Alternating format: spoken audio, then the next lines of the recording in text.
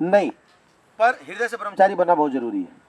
बाहर से बने ना बने, हृदय से ब्रह्मचारी का मतलब होता है कि ब्रह्म इतिचारी ब्रह्मचारी, यानी कि भगवान के पथ पे जो चले उस पथ को तो स्वीकार करना ही पड़ेगा, हार्ट से तो बनना ही पड़ेगा। ये एक्सटर्नल्स है। एक व्यक्ति को ना जिम्मेदारी लेनी है। जैसे हम लोग चल रहे हैं तो प्रितोष को जिम्मेदारी दे दी कि भाई आप ये देखिए प्रसाद दे रहे हैं, बांट रहे, ये कर रहे हैं, वो कर रहे हैं, एक को तो जिम्मेदारी लेनी पड़ेगी ना, तो फिर हम लोग को आराम से मिल रहा। किसी एक को तो लीडर बनाना पड़ेगा। उसी तरह सोसाइटी में किसी एक को ना ये लाल कपड़ा स्वीकार करना पड़ेगा, कोई तो इंजन बने। सब अगर मेडिसिन की पढ़ाई करेंगे तो अध्यात्म कौन पढ़ेगा, उसकी बातें कौन बताएगा, तो कोई होना चाहिए।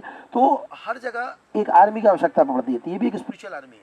तो ये बस इसलिए दिया गया है जिम्मेदारी निभाने के लिए, ड्यूटी निभाने के लिए। फिर इससे ज्यादा इंपॉर्टेंट होता है कि अंदर से हम डिवोटी हैं कि नहीं, अंदर से हम ब्रह्मचारी है कि नहीं, वो बहुत ज्यादा महत्वपूर्ण है।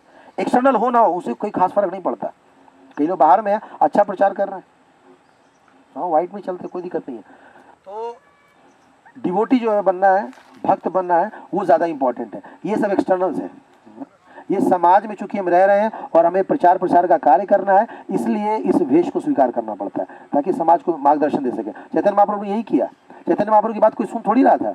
लास्ट में उन्होंने जब देखा कि अगर मैं संन्यास नहीं लूंगा तो ये तो मेरा मजाक ही उड़ाते रह जाएंगे। अब जिसके सामने वो पले बड़े वो लोग थोड़ी बात सुनेंगे, पर जैसे उन्होंने ब्रह्मचारी सन्यासी वेश धारण किया, सब लोग उनकी बात मानने लगे।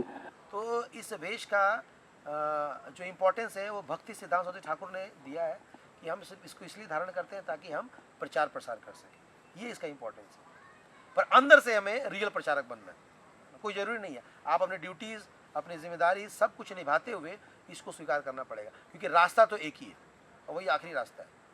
उस रास्ते का साइज जो है 1/10,000 part of the tip of the year, और कुछ नहीं जा सकता। तो रास्ता तो एक ही है, उसी को स्वीकार करना पड़ेगा।